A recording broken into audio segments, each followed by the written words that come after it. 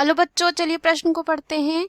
ऊर्जा का प्रवाह हमेशा खाली स्थान रेखीय होता है। इस प्रश्न में बताना है कि ऊर्जा का प्रवाह खाली स्थान रेखीय होता है। तो आइए इस प्रश्न का जो है हल देखते हैं। सबसे पहले जो है बात करते हैं इस प्रश्न में मुख्य अवधारणा की। तो इस प्रश्न में हमारे मुख्य अवधारणा जो हो जाएगा वो यहाँ पे जो है देखते हैं कि सबसे पहले ऊर्जा क्या होता है। ऊर्जा की बात करें तो कह सकते हैं सामान्य भाषा में शक्ति, बल, या कह सकते हैं काम करने में व्यय होने वाली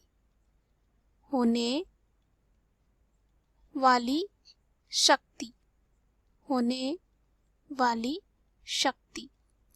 अब क्या होता है, जो ऊर्जा होता है कैसे मिलता है, हम जीवों को कैसे मिलता है ऊर्जा? भोजन से।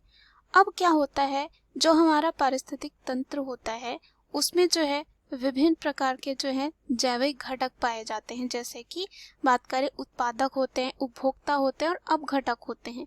तो यहाँ पे जो उत्पादक होते हैं, बात करें जो उत्पादक होते हैं, यानी कि उत्पादन में हरे पेड़ पौधे आ सकते हैं। अब जो उत्पादक होते हैं वो अपना भोजन स्वयं बना सकते हैं प्रकाश जो है संश्लेषण प्रक्रिया द्वारा, क्योंकि उनमें क्या पाया जाता है, पर्णहरित पाया जाता है। वही उपभोक्ता अपघटक में ये नहीं देखा जाता है। तो ये क्या करेंगे, अपना भोजन स्वयं बनाएंगे, और जो उपभोक्ता होते हैं और अन्य जो जीव होते हैं इस पर निर्भर होते हैं। यहाँ पे ये देखा जाता है, बात करें पारिस्थितिक तंत्र में जो है अनेक जो है और बोल सकते हैं खाद्य श्रृंखला देखी जाती है। खाद्य श्रृंखला जो है देखी जाती है। तो यहाँ पे खाद्य श्रृंखला में क्या होता है, खाद्य श्रृंखला में जो है एक पोषण स्तर से जो है दूसरे पोषण स्तर तक जो है ऊर्जा का स्थानांतरण होते रहता है। क्या होते रहता है? स्थानांतरण जो है होता रहता है। स्थानांतरण जो है होते रहता है, यानी कि एक पोषण स्तर से जो है दूसरे जो है पोषण स्तर तक जो है ऊर्जा का यहाँ पे स्थानांतरण। अब यहाँ पे पोषण स्तर क्या होता है, मान लेते हैं, इसको हम उदाहरण के द्वारा समझेंगे। यहाँ पे उदाहरण के लिए हम मान लेते हैं जैसे कि घास जो है एक उत्पादक हो गए, उसको खाने वाले क्या हो गए, हिरन। अब हिरन को खाने वाले क्या हो गए, शेर। तो यहाँ पे जो है विभिन्न जो है पोषण स्तर होते हैं, जैसे कि घास में अलग होगा हिरन और शेर, तो घास से होता हुआ हिरन में और शेर में जाएगा। इस तरह ऊर्जा का स्थानांतरण होता है। अब एक वैज्ञानिक थे जिनका नाम था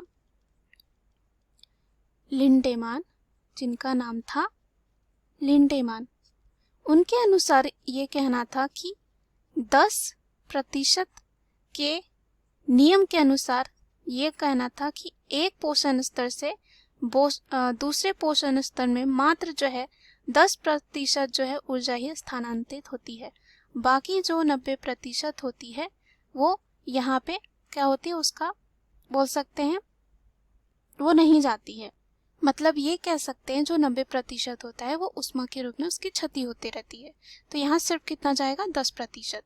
तो यहाँ पे ऐसे हम समझ सकते हैं, मान लेते हैं अगर यहाँ पे 100% है, 100% है कोई चीज, तो जो प्रथम जो है पोषक स्तर होगा, यानी कि घास की बात करते हैं, तो घास में ये जो है पहले कितना जाएगा, सबसे पहले में जो है यहाँ पे 100% होगा, मान लेते हैं यहाँ पे 100%।